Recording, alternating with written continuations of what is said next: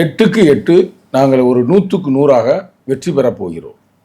அது எப்படின்னா, இப்போ வந்து இந்த பாராளுமன்றத்தில் இப்போ நடந்துச்சு, இந்த கூத்துகள் நடந்துச்சு பார்த்தீங்களா? ஆமாம். சம்பந்தம் இல்லாமல் அவன் எடுக்கிற முடிவுகள் எல்லாமே எங்களுக்கு சாதகமாக சென்று கொண்டு இருக்கிறது.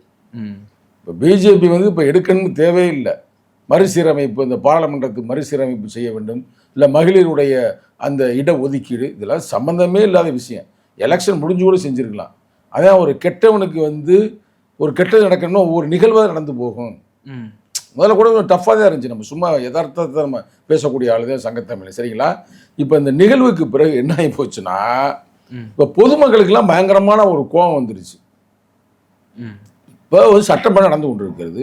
இவங்க பாராளுமன்றத்தை மறுசீரமைப்பு செய்ய போகிறாங்களாம், அதுவும் தமிழ்நாட்டுக்கு எல்லாம் குறைக்க போகிறாங்களாம், நார்த் இந்தியாவுக்கு எல்லாம் கூட்ட போகிறாங்களாம் அப்படின்றத தீய பற்ற வச்சு விட்டாரு யார்? தளபதி ஸ்டாலின் அவர்கள்.